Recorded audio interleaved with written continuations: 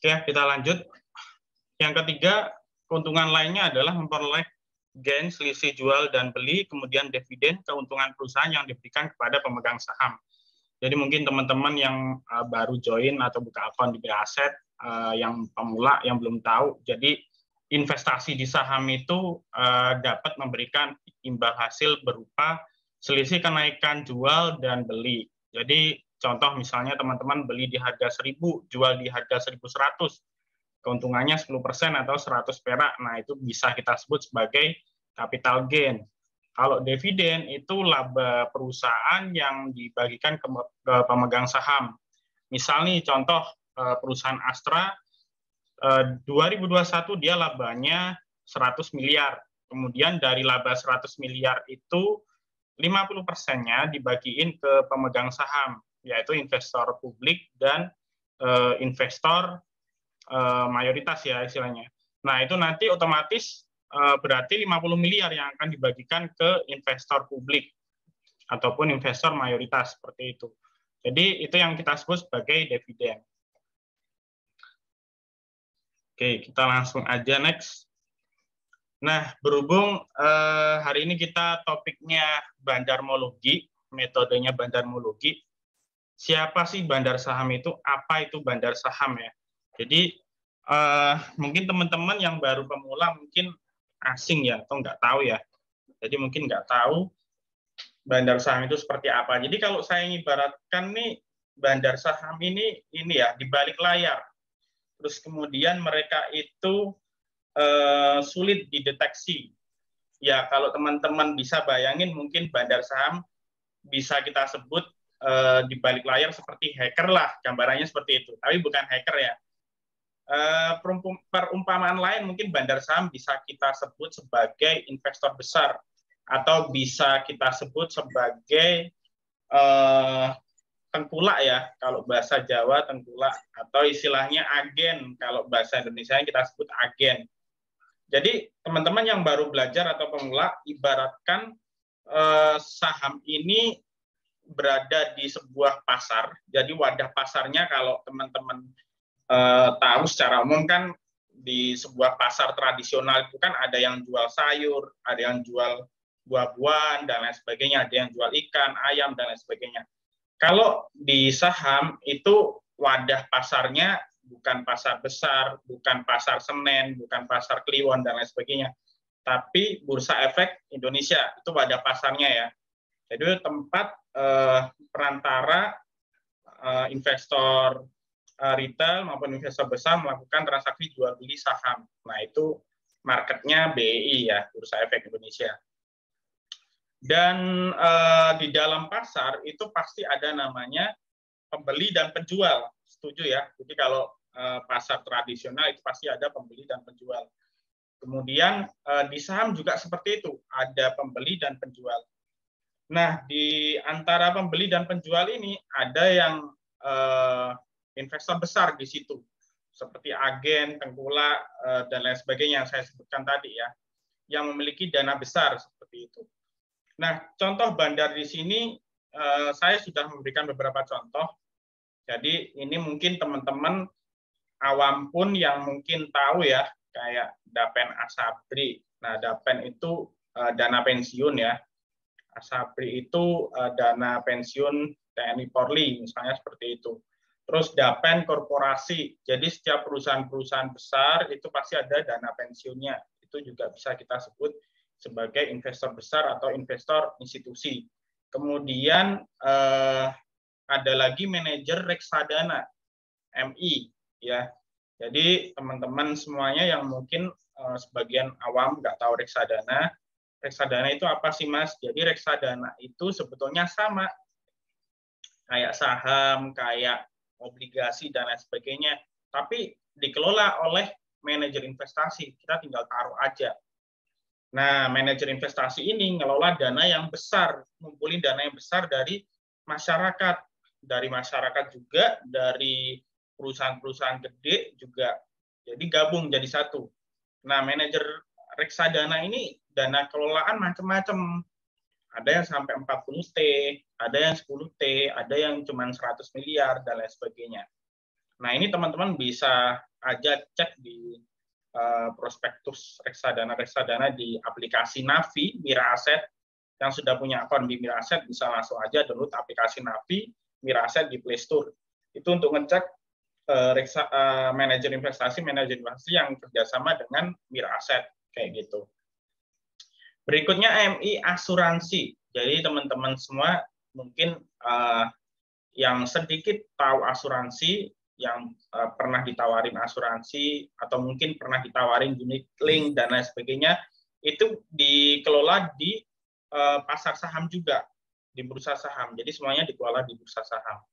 Kemudian dana-dana hedge fund ini biasanya luar negeri ya, swasta yang mempunyai dana besar itu juga dikelola di saham. Nah, itu bisa kita sebut sebagai investor institusi lokal ataupun asing. Yang kedua adalah investor besar perorangan. Jadi kalau kita sebut kita ini sebagai investor retail, tapi dengan dana yang mungkin kecil ya, dana yang kecil. Namun di sini ada beberapa market maker atau investor besar yang ada di Indonesia. Salah satu contohnya yaitu Lo Keng Hong ya. Jadi teman-teman yang sudah terjun di pasar saham mungkin kalau di US, di Amerika mungkin tahunya Warren Buffett. Kalau di Indonesia Lo Keng Hong ini salah satu investor terbesar ya untuk pengelolaan dana. Namun dia value investing. Walaupun sebetulnya di luar sana banyak yang besar juga, cuman yang terkenal ini Lo Keng Hong. Berikutnya ada Beni Cokrosaputra ya. Ini kalau teman-teman ngikutin kemarin kasusnya Jiwasraya, klaim nasabah banyak yang nggak dicairkan dan lain sebagainya. Nah, ini memang ada kasus korupsi ya di situ. Dan ini diputar juga di saham atau pencucian uang di saham juga. Nah, ini sudah ditahan ya Beni Cokrosaputra, ini contohnya misalnya seperti itu. Oke, kita langsung aja. Apa itu analisis bandarmologi ya? Jadi bandarmologi itu ilmu yang mempelajari tentang bagaimana orang-orang menggunakan pergerakan bandar saham guna mengetahui pergerakan harga saham dalam waktu dekat. Jadi bandarmologi itu istilahnya kita follow bandar, kita follow big money-nya, kita follow investor besarnya gitu. Jadi agennya atau agennya mau kemana, atau distributornya mau kemana, atau investor besarnya mau kemana, kita follow seperti itu. Nah, itu filosofi dari bandarmologi. Meskipun teman-teman kalau semisal cari ya buku-buku atau teori-teori tentang bandarmologi di luar sana, belum banyak yang menerbitkan, karena memang sebetulnya secara garis besar analisis saham itu cuma ada dua, analisis teknikal dan analisis fundamental. Kalau analisis fundamental kita belajar mengenai makroekonomi, kita belajar mengenai kebijakan pemerintah, kita belajar mengenai kebijakan luar negeri, sektor bisnis, dan lain sebagainya. Tapi kalau analisis teknikal, kita mempelajari suatu data dari chart yang data historis masa lalu tersebut kita gunain untuk memprediksi analisa yang akan datang. Itu kalau analisis teknikal. Jadi beda ya, kalau bandarmologi itu lebih ke pendukung sih. Kita melihat data secara real, ini saham ini yang beli siapa, yang jual siapa, kayak gitu. Yang kedua, bandarmologi lebih berfokus pada sistem, paham, serta tingkah laku bandar dalam mempermainkan harga saham serta emosi investor. Ya. Jadi teman-teman, bandar saham ini juga ini ya, kadang ngetes investor retail juga. Kalau semisal investor retail atau teman-teman beli saham ya, sahamnya kurang liquid, kemudian teman-teman lihat bid offer-nya tipis di pasar. Misalnya kalau dilihat dari bid offer, antrian bid sama offer itu rata-rata 100-an lot. Teman-teman maksa masang 1000 atau langsung makan beberapa papan gitu ya. Itu kelihatan sama bandarnya kayak gitu. Dan bisa juga malah teman-teman dibantai, malah istilahnya dikarungin atau istilahnya malah dijual ya, malah dijual besar-besaran saham yang teman-teman pegang sama si bandar kayak gitu. Ada juga bandar yang memang ngetes pasar. Ngetes pasar itu seperti apa? Kadang mereka ngetes dengan melakukan spam order kayak gitu. Oke, next. Nah, analisis bandarmologi itu sebetulnya secara garis besar ada dua. Yang pertama foreign inflow, yang kedua broker summary ya. Jadi mungkin beberapa teman-teman ada yang sudah paham foreign inflow ini apa, broker summary ini apa. Kalau foreign inflow itu kita follow bandar asing. Secara gampang garis besarnya seperti itu. Jadi kita ngikut atau ngekor investor besar yang dari broker-broker asing. Nah, itu foreign inflow.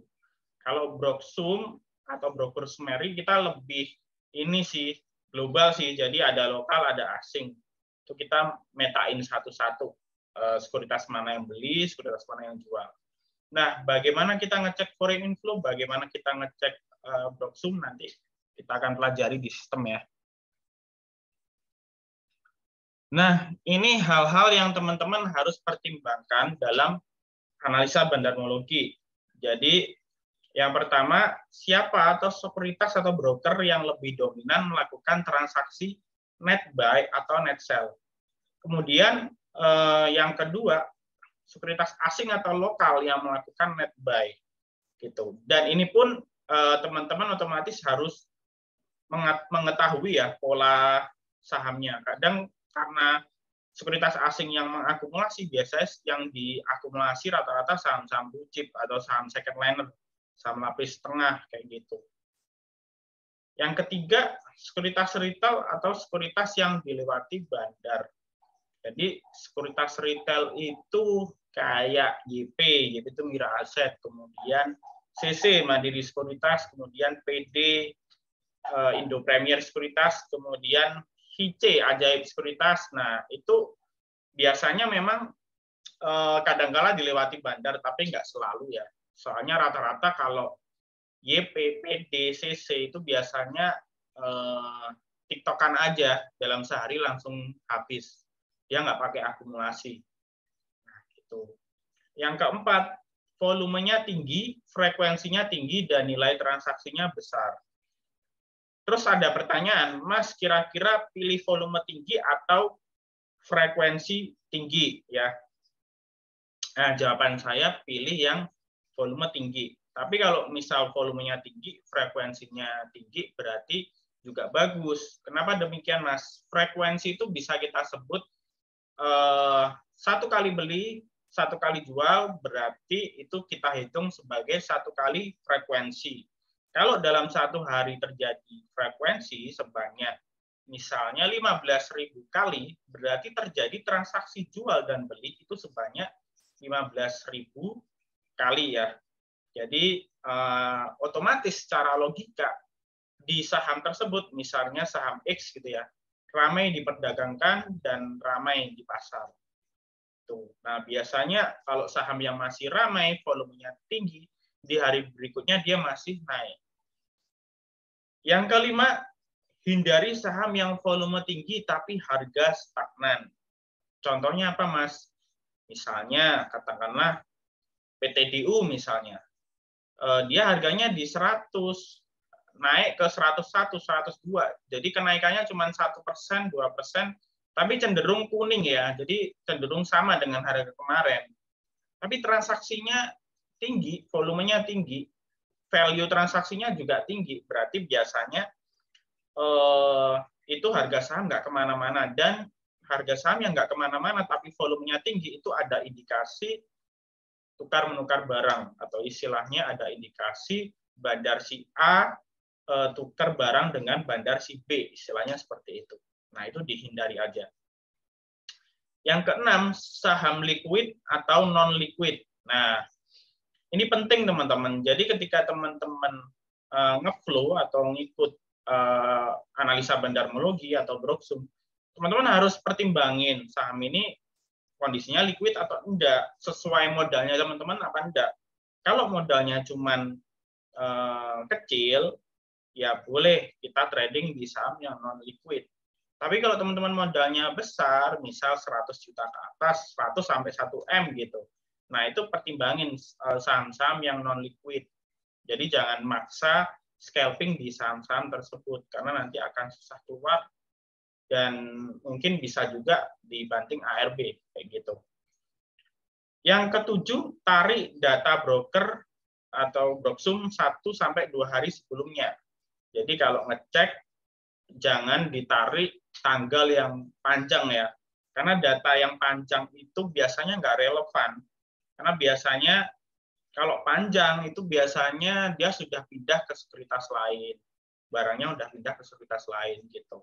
Jadi kalau teman-teman mau fokus ke analisa bandarmologi itu 1-2 hari aja cukup untuk kita menganalisis apakah saham ini masih net buy sama broker atau sekuritas A, sekuritas B, apakah sudah net sell seperti itu.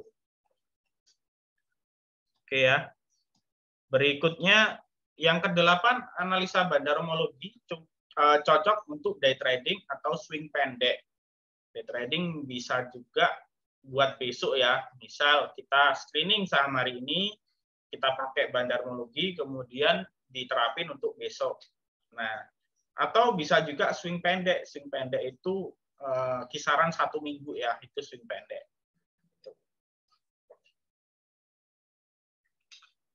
Nah, sebelum kita ke praktek, saya akan nginfoin ke teman-teman, dicatat boleh, enggak juga boleh. Di sekuritas itu ada sekuritas-sekuritas tertentu yang sering dilewati bandar. Nah, yang pertama saya sebut di sini broker bandar good, artinya broker bandar yang bagus ya. Itu yang pertama kalau lokal ada MU, AG, FS, YB, IN, kemudian KI, TP, DH, AT, SK, DR, HP, ID, MI, RB, RF, LG, AZ, AI, IF, YP, MK, HD. Ya. Terus kemudian asing ada BK, AK, CS, UKZ, RX. Dan asing ini saya petain lagi sebetulnya.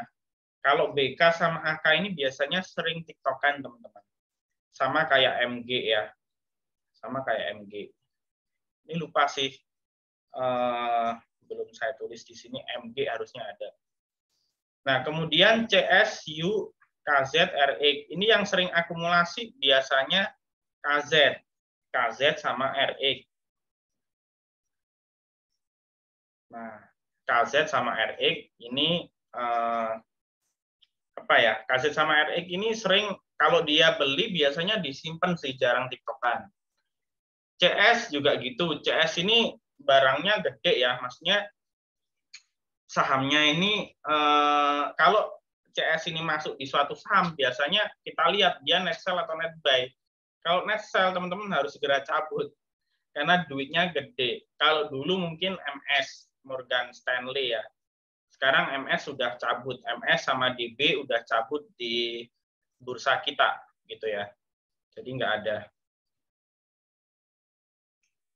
Oke, yang kedua broker bandar bet. Saya bilang bet karena biasanya broker-broker ini kadang broker aneh-aneh ini digunain untuk saham-saham yang kadang itu sengaja dinaikin tapi akhirnya dibanting lagi gitu. Jadi kapan ya kemarin tuh ada saham yang tidur kemudian tidur di harga gocap 50, kemudian dia dibikin arah sehari atau mungkin 2 hari, kemudian dia dibikin ARB berjilid-jilid balik lagi ke harga gocap. Nah, itu bisa saya sebut broker ini ya, bet ya. Jadi kalau ada broker aneh-aneh kayak gini, broker lokal yang aneh-aneh, bisa apa ya? Bisa teman-teman tandain lah sahamnya, jangan langsung besoknya dihajar. Kalaupun teknikalnya bagus, tetap hati-hati. Ya, ada yang bilang broker siluman ya. Ya benar, broker siluman. Untuk mengetahui bandar asing dilihat apakah dari nama sekuritas, apa dari tempat tinggal investor. Untuk mengetahui bandar asing kita bisa sebut sebagai dari sekuritas ya. Nah, kadang memang dari sekuritas itu ada juga yang investor asing, ada juga yang lokal. Cuman kita lihatnya dari sekuritas asing.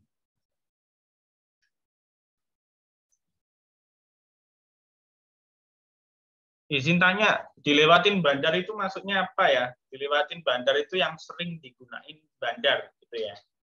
Kalau PD kayak CC ataupun HICE itu Ajaib Sekuritas, PD Indo Premier, CC Mandiri Sekuritas, JP Mira Aset Sekuritas, itu semuanya adalah sekuritas-sekuritas, sebetulnya sekuritas top ya dalam sisi market value-nya di Indonesia ini sekuritas top karena jumlah nasabah atau jumlah SID-nya itu lebih tinggi. Terutama Mira Aset ini nomor 1 ya pangsa pasarnya di Indonesia. Cuman rata-rata yang pegang istilahnya retail. Jadi banyak orang atau banyak investor kecilnya seperti itu. Ya ada investor besar tapi nggak banyak investor retailnya.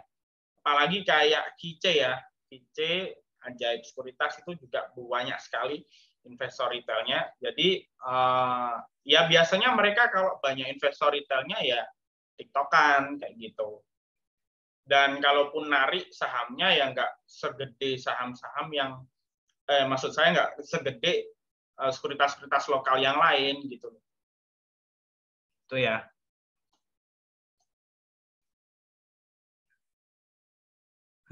BK kalau yang nyetir Pak Fir kejam juga ya. Saya nggak sebut nama ya, tapi ya memang banyak yang bilang seperti itu. Cuman gini, kita sebagai investor retail mikirnya gini, kalau di bursa saham itu nggak ada bandar, ya sahamnya nggak kemana-mana teman-teman. Istilahnya sahamnya juga sepi, transaksinya juga sepi gitu. Jadi kayak kemarin tuh di tahun lalu ada kebijakan kode broker ditutup. BEI alasannya membuat supaya investor retail itu lebih terlindungi dan lain sebagainya.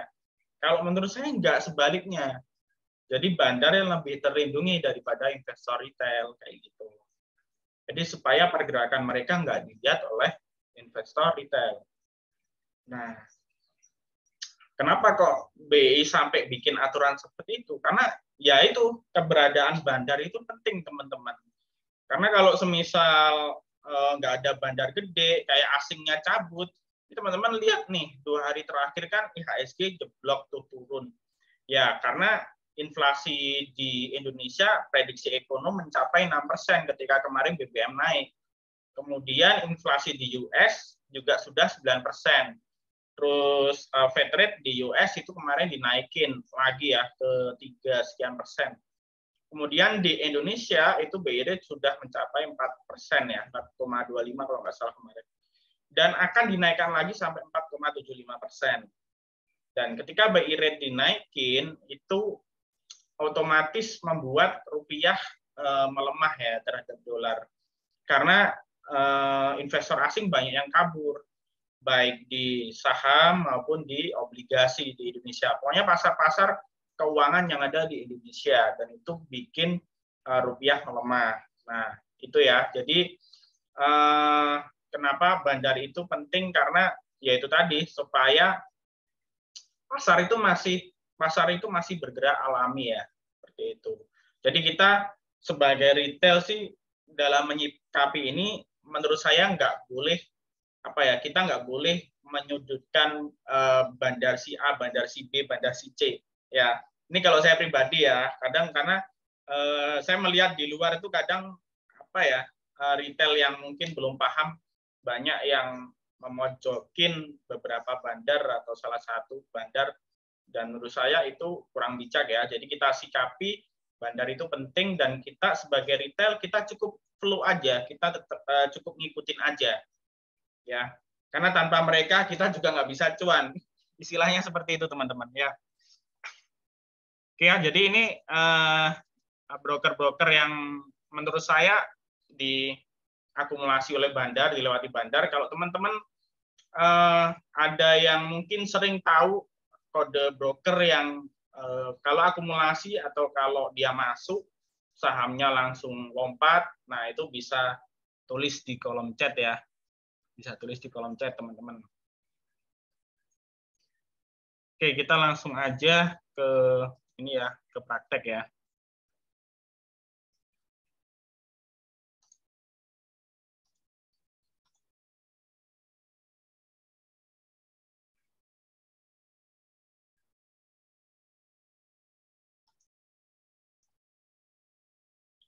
Oke.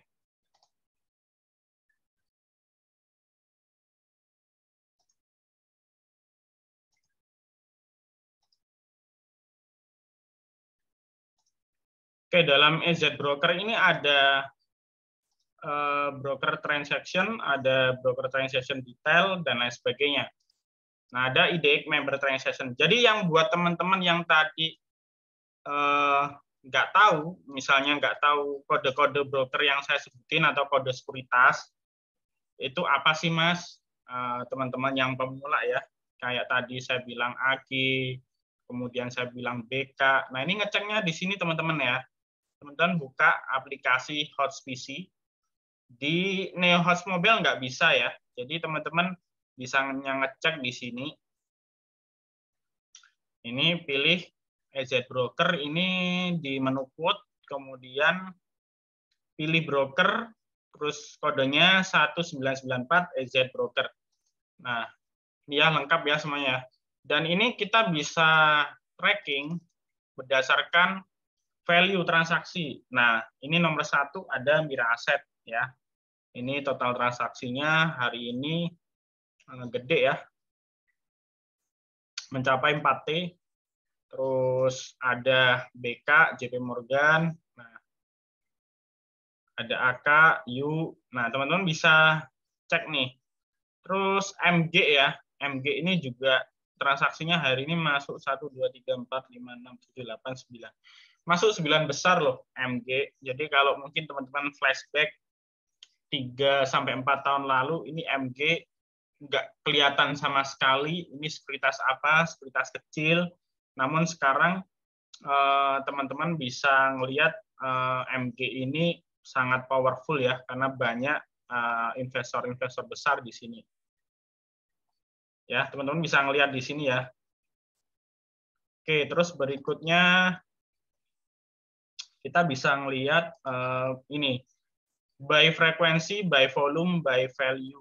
Nah, frekuensi tadi saya sebutin, saya bilang kalau 1 kali beli dan 1 kali jual itu bisa kita sebut sebagai 1 frekuensi. Nah, ini paling tinggi masih sama ya, YP, Mira Asset, sekuritas. Nah, ini volume, ini value. Oke, terus kita berikutnya misalnya nih kita pengen tahu si BK ini hari ini trading atau beli saham apa aja, kita bisa masuk ke menu ini ya. Nah, ini kodenya ganti aja. Broker transaksi detail kita ganti misalnya BK. Nah, ini bisa kelihatan teman-teman.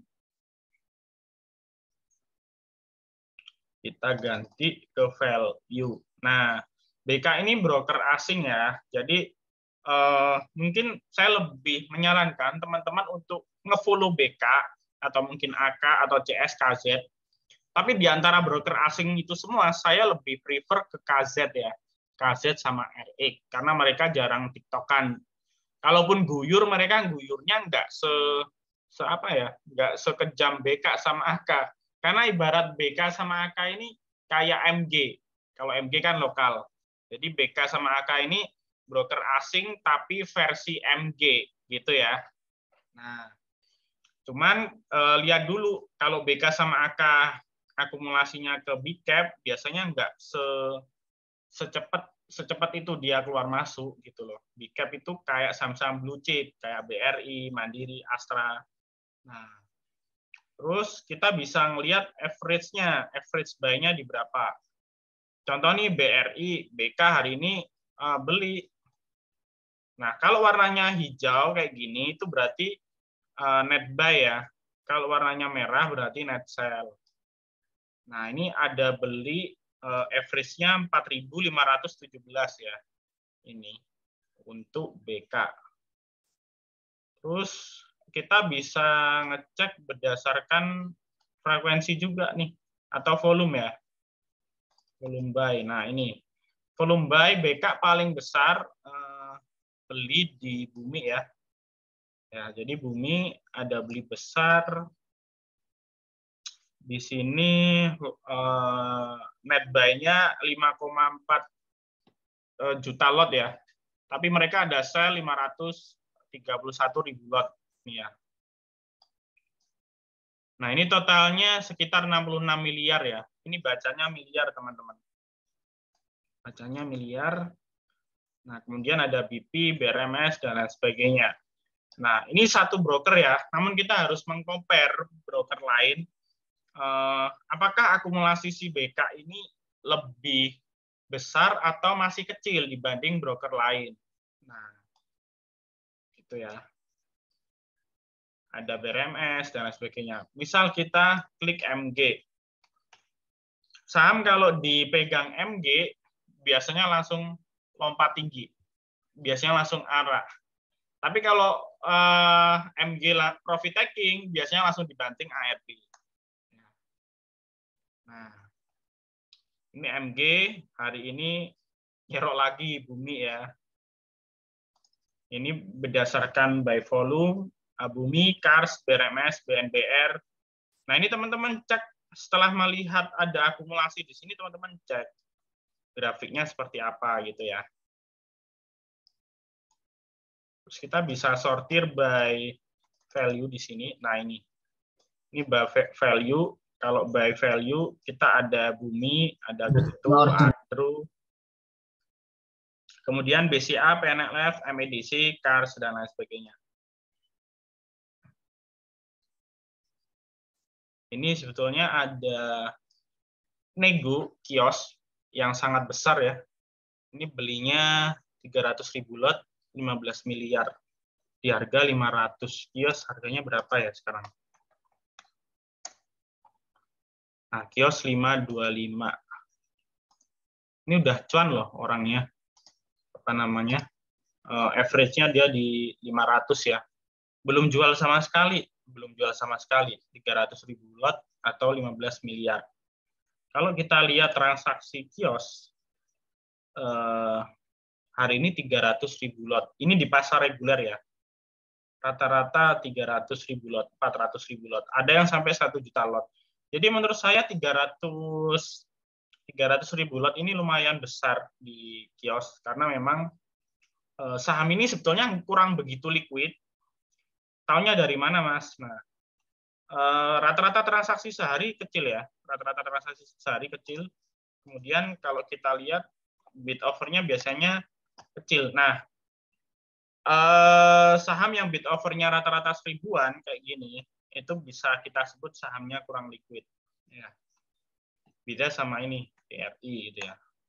Dan bid offer-nya puluhan ribu. Nah, ini sahamnya liquid. Teman-teman mau jualan sampai 10M pun, 20M masih nampung gitu loh. Kalau di sini enggak, kecil. Ya, ini kalau harga Gopek 1.000 lot itu berapa ya berarti ya? 50 juta ya. Jadi 1.000 lot itu 50 juta. Kalau misalnya beli 2.000 lot itu udah 100 gitu. Sedangkan kalau di sini teman-teman beli kelihatan ya, beli langsung 100 atau beli langsung 5.000 lot gitu ya, itu kelihatan bandar. Kalau kelihatan bandar biasanya malah diisengin lah istilahnya. Malah dibanting sama bandarnya gitu. Jadi kalau mau trading ke saham-saham seperti ini, sedangkan duit teman-teman gede, belinya dicicil. 500 lot, boleh 100 lot, boleh lah. Atau mungkin bisa 500 lah, dicicil dikit-dikit gitu. Terus enaknya saham kayak gini, satu tiknya itu udah 1% ya. Jadi misalnya teman-teman ngambil 505, jual 510 itu sudah 1%. Jadi udah istilahnya udah bisa lah buat scalping gitu. Tapi tetap teman-teman harus cek polanya ya. Teman-teman harus cek polanya. Oke, Itu ya, jadi di sini bisa kita telusuri siapa yang beli, siapa yang jual dari sini. Berikutnya kita bisa melihat buy stop. Jadi kan teman-teman kalau melihat video YouTube saya yang belum subscribe ya, Anton Spasi Suwandana YouTube saya. Nah, itu kan saya selalu memberikan informasi mengenai Broksum. Kenapa saya seperti itu? Karena memang Broksum ini penting. Kita tahu siapa yang beli, siapa yang jual. Karena analisis teknikal itu ada kelemahannya, teman-teman. Nggak semua data masa lalu itu selalu menggambarkan masa depan. Gitu. Nah, jadi kita supaya mendukung analisa kita pakai data. Data itu dari mana? Yaitu analisis bandarmologi, yaitu dari foreign inflow atau dari Broksum. Nah, buat teman-teman yang belum bisa baca Broksum, kita bisa flashback nih ininya, bulannya, sampai ke berapa. Cuman tadi kan di slide saya di awal, saya saranin untuk 1-2 hari aja, ya biar akurat. Nah, kita coba tanggal 26 misalnya. Nah, tanggal 26 sampai 27 kita load. Nah, di sini ada AO nih, yang akumulasi kios di harga 507. Belum jual sama sekali, belinya 113.000 lot. Nah, yang jualan PD, SA, SA. Nah, ini teman-teman bisa ngelihat ya, broker-broker ini tadi masuk kategori apa. Ya. SA kalau nggak salah tadi saya tulis masuk bandar-bandar ini ya. Tadi ada yang bilang bandar siluman ya. Bandar bad atau bandar jelek. Jadi kalau ini keluar besar hati-hati. Ini dia jualan cuma 11.000 lot sih so far. Ya, kelihatannya masih kecil dibanding akumulasinya. Oke. Nah, kita coba lagi misalnya Raffi nih. Ini kemarin sempat saya infoin di YouTube ya. Hari ini memang kencang naik 10% paginya. Cuman bagi yang telat masuk mungkin ya sempat dikarungin atau dibanting teman-teman ya. Nah, ini tanggal 26 sampai tanggal 27. Jadi sebetulnya saham ini sih masih ada yang akumulasi. Ya, cuman karena hari ini banyak yang jual. Nah, kita coba ke tanggal 27 aja ya. Nah, ini AO ya. AO ini masuk bandar apa ya tadi ya? Sebentar. Nah, AO ya. AO jualan 400.000 lot ya. Ini yang bikin sahamnya ARB. Raffi bikin ARB ya. Tapi kalau kita lihat tanggal 26, ini ada akumulasi nih. CP sama AO. Jadi AO yang kemarin beli tanggal 26, hari ini jualan gitu loh. Nah, AO ini belinya 247.000 lot, Mas. Kok jualannya 400.000 lot? Berarti sebagian ada barang lama. Atau bisa juga dia tukar barang dari sekuritas lain ke AO dan AO jualan gitu ya. Nah, ini kemarin kenapa di YouTube saya rekomendasikan hari ini ya. Karena memang Senin dia sempat arah ya, terus ini secara bandarmologi bagus. Nah, memang ada yang jual retail rata-rata. Nah, sekarang kita cek nih dari sisi chartnya. Nah, saham ini kalau saya lihat sebetulnya profit taking wajar aja ya, profit taking wajar aja. Kemarin kan saya info di YouTube dia targetnya ke sini persisnya. Nah, 286 kan. Mungkin teman-teman tadi kalau ngamatin sempat 286 di tes bolak-balik terus akhirnya nggak kuat. Nah, itu udah. Jadi kalau dia resist dia nggak kuat ya akhirnya profit taking turun. Nah, cuman memang saham ini bandarnya itu karakternya kalau guyur itu beberapa papan, kalau makan juga beberapa papan. Sebetulnya mirip kayak sama SLIS yang kemarin. Ya. SLIS juga seperti itu ya. Kalau guyur beberapa papan, kalau makan beberapa papan, ya kan. Nah, ini kemarin sih tanggal 15 September sempat ya waktu di sini saya rekomendasikan buy terus dia ARB. Namun dia bergerak naik lagi ya. Nah, ngomong-ngomong selis apakah masih ARB, Mas? Ini kan hari ini ARB. Kemungkinan besok masih ARB. Cuman kalau besok ternyata dia pagarnya udah dimakan, ya kemungkinan rebound. Kan 2 hari ini dia ARB tanpa volume. Gitu ya. Nah, Raffi ini dia masih di atas MA5, kemudian dari sisi MACD dia masih akumulasi nih chartnya ya, masih akumulasi. Jadi masih ada potensi dia technical rebound, entah besok atau lusa. Namun biasanya saham itu kalau dia langsung arah, biasanya kalau dia profit taking wajar, biasanya dekat MA5 nih. Daerah MA5 dia profit takingnya sampai situ. Gitu ya. Jadi kalau saham udah naik tinggi, nah kayak ini nih contohnya nih, ini udah dibikin arah 34%, kemudian dibikin naik lagi 15%, mungkin sorenya closingnya dibikin ARB, nah ini didorong ke dekat MA5 dulu. Jadi acuannya selalu MA5 teman-teman. Selalu MA5, mau dia downtrend, mau sideways, mau uptrend, mau ini kita patokannya tetap MA5. Jadi kalau saham udah menjauh dari MA5, biasanya akan cenderung profit taking gitu loh. Gitu sih.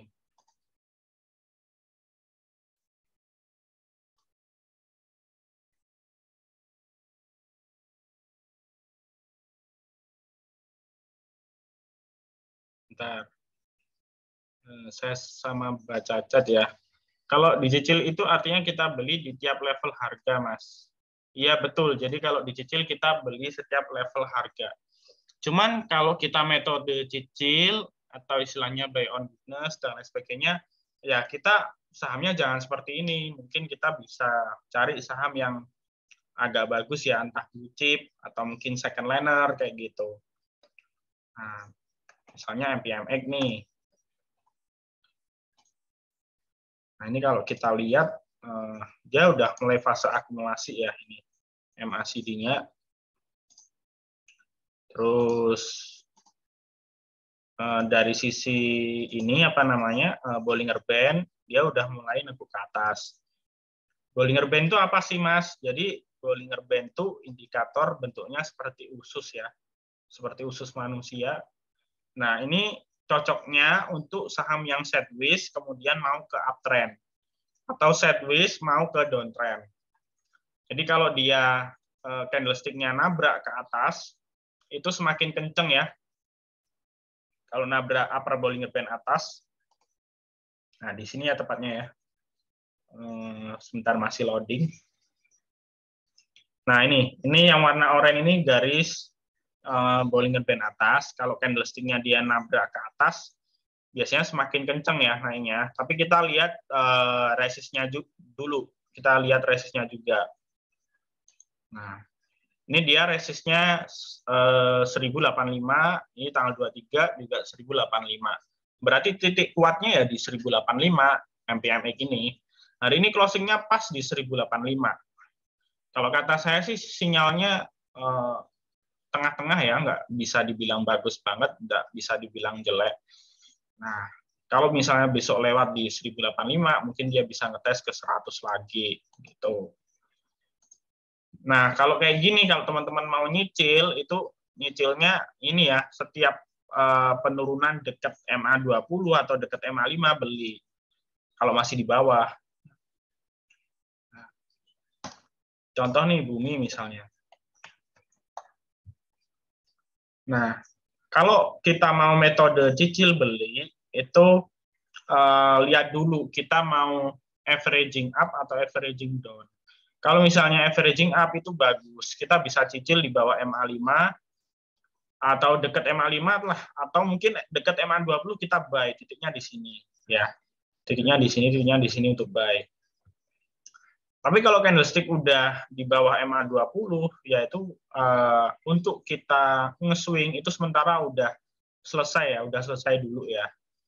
Nah, karena ini secara jangka pendek dia udah masuki fase downtrend. Nah, kenapa Bumi didorong turun, Mas? Karena Bumi mau PP, private placement. Private placement itu sama kayak red issue. Nah, cuman karena dia private placement, itu yang bisa beli, yang bisa nebus investor besar yang sudah menjadi standby buyer-nya. Kalau red issue kan misalnya retail bisa beli gitu loh. Maksudnya bisa nebus. Nah, karena kita nggak bisa nebus, ya udah dibawa turun terus kayak gitu kan, gitu loh. Nah, sampai berapa, Mas? Nah, PP-nya kan 120 ya, kemungkinan dekat-dekat 120. Hari ini low-nya udah 128 gitu loh. Itu sih. Nah, kenapa Bumi nerbitin PP? Karena Bumi ini kemarin kan di semester 1, kuartal 1, kuartal 2 itu labanya bagus. Labanya bagus, naik kuartal 2-nya naik 8.000%. Terus kuartal satunya dia naik ratusan persen. Cuman ekuitasnya masih negatif. Kenapa negatif, Mas? Karena utangnya masih banyak. Ada yang kena PKPU juga. Jadi istilahnya supaya Bumi nanti ke depan kinerjanya positif, ya harus dilunasin dulu hutangnya supaya ekuitasnya positif gitu. Nah, ketika nanti setelah red issue, sebetulnya saya optimis Bumi ini akan semakin bagus ya, karena dia utangnya nol dan Bumi ini salah satu sektor batubara yang memiliki cadangan batubara terbesar di Indonesia, istilahnya seperti itu. Gitu ya teman-teman ya. Jadi saham itu setiap turun ada ininya, ada alasannya apa, karena ini, karena itu. Ada juga yang karena memang murni bandarmologi ya, murni bandar. Itu ya. Oke, terus jadi itu ya caranya ya. Kita bisa flashback ya. Kita bisa flashback tanggalnya di sini ya. Sampai berapa. Cuman saran saya yaitu kalau misalnya untuk day trading atau swing pendek, atau buat besok kita ngambil yang ini, yang 1 sampai 2 hari. Oke, kita langsung aja screening buat besok ya. Ini kita screening buat besok. Kita masuk menu stock dinner. Sebetulnya teman-teman bisa screening pakai menu stock search di sini, pakai candlestick, candle search atau pattern search dan lain sebagainya. Cuman menurut saya tetap teman-teman screening secara manual juga, karena biasanya kalau sistem itu kadang ada yang keliru juga, nggak semuanya terscreening. Nah, kita di sini bisa ngelihat dari volume ya. Kan saya selalu bilang, kalau misalnya teman-teman mau beli saham, mau screening saham, itu cek volume yang di hari itu aktif ditransaksikan. Ya, rata-rata minimal 1 juta lot lah. Kalau kisaran 900, 800 masih boleh lah, tapi mungkin yang paling bagus 1 juta ke atas. Nah, di sini 1 juta ke atas dan kenaikannya kalau bisa di atas 4% ya. Kenaikannya di atas 4%. Nah, di sini ketemu saham BP ya. Ada BP, kemudian ada Buka. Care nggak masuk ya. Kenapa, Mas, nggak masuk? Kenaikannya cuma 2%, tapi volume transaksinya 3 juta lot. Nah, kalau kita lihat di chartnya, biasanya sahamnya nggak kemana-mana. Nah, sahamnya nggak kemana-mana ya, tapi volumenya tinggi. Dan volumenya ini aneh ya, teman-teman ya. Volumenya ini aneh. Saham yang volumenya tinggi terus kayak gini, biasanya terindikasi saham tukar-menukar barang atau istilahnya saham repo ya. Saham repo itu apa, Mas? Ya istilahnya saham gadai saham lah, istilahnya kayak gitu.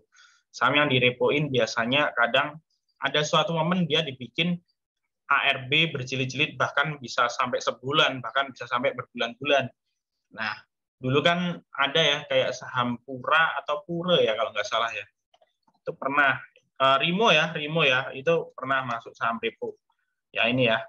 Ini Rimo pernah masuk saham repo, itu juga gitu, volumenya dia stabil. Nah, hati-hati saham yang kayak gini, volumenya aneh kayak gini, hati-hati ya teman-teman. Kalau saya nggak nyaranin beli ya kayak gini. Oke, jadi yang masuk BP, Buka, BNBR, terus kemudian 1 boleh, terus apa lagi ya? SMDM boleh, tapi ini kita checklist dulu ya, nanti dilihat dulu secara bandarmologi sama chartnya. GDST boleh, ADMR boleh, terus apa lagi ya? Dewi mungkin ya, terakhir Dewi boleh. PNLF kemarin saya rekomendasikan hari ini tadi, dia naik 3% ya. PNLF ini mungkin juga boleh swing pendek aja. Oke, kita mulai dari BP ya. Kita mulai dari BP secara teknikal seperti apa. Kita mulai BP, dari BP di sini MACD-nya distribusi ya, panjang biru pekat ya. Ini menandakan fasenya masih downtrend. Terus kemudian kalau dilihat dari candlestick-nya dia masih tren turun ya, BP. Jadi ada asumsi BP ini hanya technical rebound aja hari ini. Hanya technical rebound aja mendekati MA5. Nah, sekarang kita lihat secara bandarmologi ya, BP. Nah, BP ada akumulasi yang sangat besar, tapi yang jualan juga besar. Nah, sama-sama besar sih. Nah, ini sama-sama besar. Jadi, kalau kata saya sih, kita wait and see ya. Kalau saya sih nggak begitu tertarik sama BP karena BP ini satu dia masih downtrend, downtrendnya ini besar ya ini ya, MACD-nya panjang lagi. Nah, jadi mungkin kalau TikTok-an boleh aja sih kalau besok bid offer-nya bagus kita bisa TikTok ya di BP. Gitu. Tapi bukan buat simpen karena masih kurang bagus dari sisi chart dan bandarmologi. Oke, BP udah kita lewatin, kemudian buka ya. Buka. Nah, buka ini sebetulnya masih distribusi ya, MACD-nya. Masih sideways. Cuman ini udah kecil ya, MACD-nya udah kecil.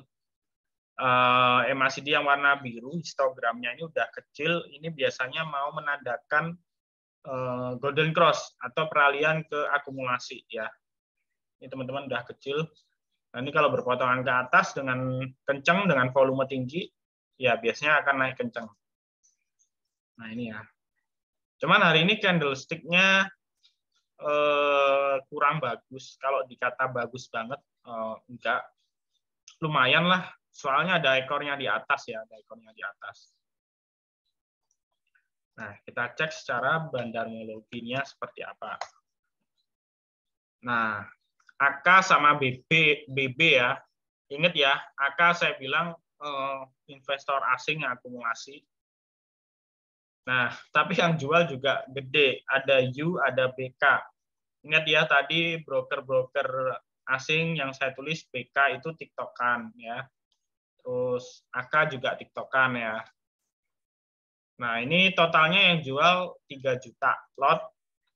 Nah, yang beli ini paling kisaran 2 juta lot. Jadi masih dominan jual ya. Jadi kalau kata saya sih mungkin besok bisa kita buat trading scalping kalau bid offer-nya bagus. Cuman hati-hati karena belum confirm. Kalau saya lihat sih secara bandarmologi masih sering TikTokan nih. Ya, nggak ada yang maksudnya akumulasi tapi nggak jual, itu nggak ada. Nah, setelah itu kita tentuin nih resistnya di berapa gitu ya. Nah, ini kan ada gap nih yang belum ketutup. Nah, jadi gapnya kisaran 316. Jadi Bukalapak ini ada gap kisaran 316. Cepat atau lambat pasti ketutup ya gap ini karena lumayan besar ya, dan gap ini dekat sama harga sekarang. Jadi cepat atau lambat pasti ketutup. Entah minggu depan atau kapan pasti ketutup. Itu sih kalau saya ngelihat buka ini ada potensi ke situ. Oke, resikonya kemana Mas? Kalau misalnya dia gagal uptrend, atau ini kan sudah deket nih mau uptrend nih, kalau ini crossing ke atas uptrend atau akumulasi. Risikonya teman-teman lihat dari sisi ini, supportnya 270. Nah, 270 ke harga 286 ini berapa persen? Ya, itu teman-teman yang harus pikirkan untuk titik cut loss-nya di berapa. Nah, berarti kan resikonya sebenarnya kecil karena 286 sama 270 itu dekat. Kalau 270 pun jebol, kita cut loss-nya nggak jauh gitu loh. Itu sih. Nah, gitu ya cara kita screening pakai metode bandarmologi seperti itu. Oke. Berikutnya ada lagi GDST ya, mungkin yang rame tadi juga GDST. GDST ini mungkin teman-teman kalau ikut acara seminar yang di Malang kemarin di Hotel Savana, ini termasuk saham value investing yang mungkin dikategorikan emas oleh Pak Roger ya, teman-teman. Kalau ngikutin seminarnya kemarin, GDST ini kemarin direkomendasikan Pak Roger ya, di Stock First Session di YouTube, Miraset juga direkomendasikan, bahkan beliau ngambil di harga 100-an nih GDST. Dan ini di swing sampai sekarang ya, karena laporan keuangannya sangat bagus GDST. Terus ini sih kalau dilihat sih tadi sempat naik 16%, cuman ada shadow-nya di atas atau ekornya di atas. Di sini kalau kita lihat volumenya naik 1.200%, masih potensial. Kita lihat secara broksum ya, GDST. Nah, ada AK ya yang akumulasi, tapi yang jual YP retail. Sorry, ini tanggalnya keliru. Kita coba tanggal 27. Tanggal 27. Nah, ini ya. Ini hari ini YPCCBV yang akumulasi. Yang jualan AK. Ya, jadi GDST ini sepertinya ada yang mau keluar sih kalau saya lihat. AK ini karena punya banyak barangnya di GDST. Tapi kita lihat besok ya, karena kalau misalnya bandarmologi mendukung, kita bisa pakai metode scalping. Tapi kalau bandarmologinya sangat mendukung tuh gimana Mas? Akumulasi terus. Nah, itu bisa teman-teman simpen swing pendek itu. Oke ya, jadi caranya seperti itu. Kalau misalnya teman-teman pakai foreign inflow, kita bisa pakai patokan di sini, stock price, kita klik foreign. Nah, ini teman-teman lihat nih, contohnya BCA nih. Dari tanggal 20 September sampai 27 ini asing jualan terus. 282 miliar, 100 miliar, 200 miliar, 168 miliar, 295 miliar. Itu totalnya hampir 1 T jualan di BCA. Dan di awal bulan September, asing justru akumulasi terus di BCA. Nah, ini hati-hati ya. Saya kemarin review di YouTube, IHSG bisa kena 7.000 dulu sebelum dia bullish di akhir tahun karena ada gap di bawah, dan ini kelihatan asing sudah mulai cicil keluar ya, terutama di BCA. BCA ini benchmarknya IHSG, jadi kalau BCA dibanting, IHSG pasti turun ya. Jadi ini penumpang indeks ya BCA ya. Nah ini kalau teman-teman pakai foreign inflow ya, pakai ke blue chip, tinggal ngikutin ini aja, gampang ya. Ikutin asing tuh biasanya kalau ngambil di atas 100 M itu indikasi bagus ya. Nah ini ada AK, KZ ya, KZ, CS. Nah kita bisa ngelihat KZ ini beli apa aja hari ini. KZ. Nah ini ya. Nah kenapa saya bilang KZ ini broker good atau istilahnya sekuritas asing yang good?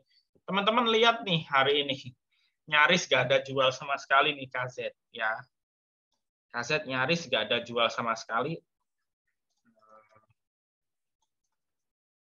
Nah, ada jual sedikit di BBCA dan sebagainya. Nah, tapi kalau dilihat dia akumulasi di Friend, akumulasi di Goto, ADMR, Pegas dia juga akumulasi. Jadi Pegas hari ini rebound, dikerek sama KZ, Akra, Breeze, SCMA. Nah, coba lihat AKRA grafiknya seperti apa. Nah, hari ini naik 5% dan kalau teman-teman lihat grafiknya uptrend ya. Jadi teman-teman bisa bandarmologi bisa pakai broker yang teman-teman jagoin, bisa juga pakai kita ngelihat mutasi transaksi net buy dan net sell-nya. Itu ya kesimpulan dari saya ya. Ada pertanyaan mungkin sebelum kita akhiri? Ada pertanyaan teman-teman? Atau mau curhat sama apa kita analisis?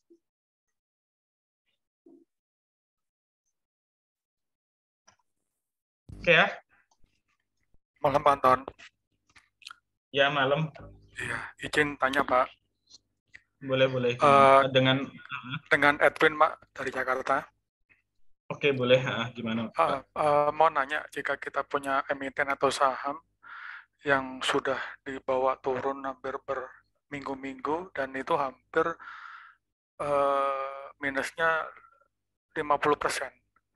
Terus kita coba average down tapi nggak ngejar ke bawah terus. Nah, yang harus kita lakukan gimana Pak ya? Sahamnya apa Pak? Land Pak. Oke, land. Ya, jadi gini ya, mungkin di materi selanjutnya nanti saya akan mengedukasi mengenai money management dan manajemen resiko. Ini penting ya. Ini kayaknya belum pernah saya kasih materinya. Nanti di next ya.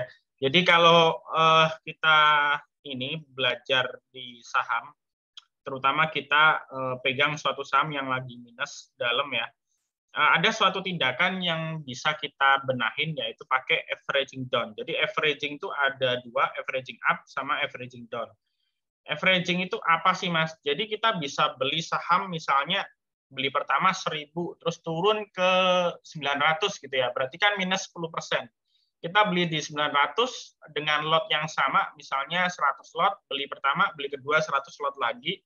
Berarti average-nya nanti ke 950. Dan 950 ini otomatis minus kita tinggal 5%. Ketika harga saham tersebut rebound ke 950 atau ke 1.000 di harga awal kita beli, kita sudah cuan 5%. Nah, itu maksudnya average down atau averaging up. Cuman kita namakan averaging up ketika harga sahamnya semakin uptrend kayak gini. Nah, ini kita bisa sebut sebagai averaging up. Kalau turun bisa kita sebut averaging down. Tapi averaging down itu boleh dilakukan hanya sekali dua kali ya. Sekali dua kali. Kalau semisal udah dua kali average ternyata masih jebol, saran saya cut loss. Jadi contoh nih, misalnya kalau teman-teman mau average down itu lihat sahamnya dulu ya. Jadi kalau sahamnya posisinya masih uptrend kayak gini, itu bisa kita average. Nah, kalau ternyata sudah mulai downtrend kayak gini, teman-teman jangan, misalnya ini kan MA5 aku ke bawah MA20 nih. Nah, ini seharusnya kita sinyal sell, tapi kita nggak mau jual, misalnya eman karena rugi, misalnya nggak mau cut loss gitu. Nah, terus gimana kita meminimalisir resiko? Nah, sekalian teman-teman bikin lebih dalam lagi aja, misalnya minus 10% kita baru averaging, atau 20% kita baru averaging. Ya, jadi average down tuh nggak boleh, baru turun 1% di average, baru turun 2% di average, itu nggak boleh. Jatuhnya teman-teman nanti rugi di modal. Kalau modalnya teman-teman unlimited, ya, misalnya kayak Pak Fir itu kelolaan dananya gede, sampai 300T, something gitu ya, itu mau tembak 1M aja, mau di average 10 miliar, 20 miliar, masih nampung, masih bisa, harganya bisa balik lagi gitu. Cuman kalau teman-teman duitnya cekak, mohon maaf, atau istilahnya terbatas, ya dibatasin average-nya, average down-nya. Ya caranya dua kali itu aja. Nah, dua kali itu pun teman-teman nge-average-nya sekalian dalam. 10% maksimal 20%. Average kedua maksimal 20%. Kalau masih turun lagi, ya itu jangan di-average ya. Karena nanti daripada kita nge-average di satu saham yang bikin bengkak di saham tersebut, mending kita cut loss, terus kita cari saham lain yang potensi untuk nutup kerugian kita, kayak gitu. Karena kalau semisal teman-teman biarin sampai loss 50%, misal modal 10 juta, minus 50%, berarti kita cut loss ya, 5 juta. Berarti kan sisa modal kita tinggal 5 juta nih. Nah, teman-teman mau balikin cuan 5 juta, berarti teman-teman harus cari saham bagger naik 100%. Nah, kira-kira effortnya gampang atau sulit? Kalau saya pribadi, sulit. Jadi kalau saya pribadi sulit. Daripada kita nunggu 50% baru cut loss, ya pilihannya 10% atau 20% cut loss nggak apa-apa. Gitu loh. Itu sih kalau saran saya ya. Atau kalau misalnya minus 50% ini cuman 10% dari modal, Mas. Contoh, misalnya Bapak beli land ini cuman 1 juta dari modal 10 juta. Berarti kalau 1 juta minus 50%, berarti kan cuman rugi 500.000. Kalau kita total dengan total equity atau modalnya 10 juta, berarti kan cuman minus 5% dari 10 juta. Buat saya ya ngapain di average? Kalau belinya cuma 1 juta minus 50%, ya langsung di cut loss. Tapi kalau misalnya udah gede size-nya, ya itu Bapak timbang-timbang dulu deh. Kalau saran saya sih kalau udah 50%, ya itu aja di cut loss. Atau mungkin kalau modalnya kecil masih 10%, ya bisa di cut loss lebih gampang, di average juga oke. Yang susah kalau udah minus 50% dan itu sudah ini full equity. Jadi beli land misalnya 10 juta di fullin, beli land aja. Nah, itu yang agak susah sih kalau menurut saya. Jadi mending di cut loss separuh atau di cut loss semuanya. Kalau minus 10% atau minus 20%, kalau kondisi sahamnya bagus, misalnya kayak saham Pegas, kayak saham apa ya, saham yang lagi rame ya, contoh akhir-akhir ini lagi rame batu bara misalnya. Nah, itu kita hold sektornya masih bagus, walaupun minus 10% masih oke. Atau kita jual separuh misalnya, 50%. Contoh punya 100 lot, kita jual 50 lot dulu. Jadi kalau nanti sahamnya rebound, ya kita bisa jual cut loss di harga bagus. Jadi kalau semisal sahamnya naik, kita dalam hati, oh untung ya masih ada barang, istilahnya kayak gitu. Jadi nggak ada penyesalan. Kadang kan teman-teman udah di cut loss, dia rebound, Mas. Kadung di cut loss gimana? Kan istilahnya kayak gitu kan. Jadi mensiasati psikologisnya seperti itu. Jual setengah dulu kalau mau cut loss. Nah, seperti itu ya. Kalau mau take profit, kalau teman-teman yang nge-swing juga seperti itu. Jual 50% dulu. Nah, tapi kalau scalping, saran saya ya dijual semua aja. Karena kan kita fokusnya scalping. 1%, 2% buang. Itu ya. Semoga membantu ya, Pak ya. Siap, Pak. Terima kasih, Pak Anton. Ya, sama-sama, Pak. Terus, oke, ini terakhir ya. Apakah bisa mendeteksi bandar misal beli pakai BK, jualnya pakai IB? Thanks, Mas. Untuk saat ini belum bisa, cuman maksud saya bukan belum bisa ini ya, belum bisa banget ya. Bisa, kita ngelihatnya di sini. Kita ngelihatnya di EZ Broker boleh, misalnya MG ya. Sorry. Tadi contohin saham misalnya, kita misalnya contoh apa ya, Dewi gitu ya. Kita ke buy stock. Nah, kita masuk ke land aja deh misalnya ya. Ini contoh land ya. Ada top buyer di sini CC. Contoh misal ini BK ya. BK di sini beli 10.000 lot ya. Terus di sini ada jual PD 10.000 lot, mirip-mirip. Nah, itu bisa kita indikasikan dia tukar barang ya. Tapi nggak bisa kita lihat detail secara data, tapi bisa kita asumsikan itu sebagai pindah barang atau tukar barang. Jawabannya seperti itu. Jadi kalau ada BK, net sale-nya YP dan lotnya mirip-mirip, itu bisa beli pakai BK atau jual pakai YP atau bisa juga tukar barang dan lain sebagainya. Itu ya Mas Arif ya, semoga membantu Mas. Oke ya, waktunya udah selesai. Saya rasa udah di penghujung ini seminar. Terima kasih ya atas perhatian teman-teman semua. Semoga seminar malam hari ini atau edukasi hari ini bermanfaat. Terus belajar ya teman-teman semuanya. Jangan patah semangat.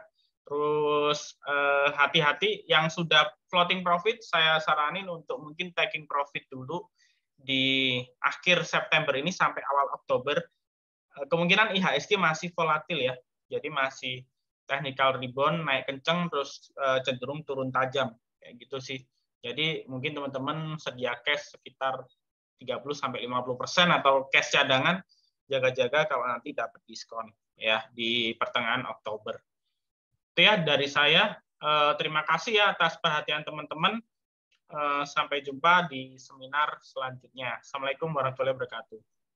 Waalaikumsalam warahmatullahi wabarakatuh. Terima kasih. Terima kasih. Sama.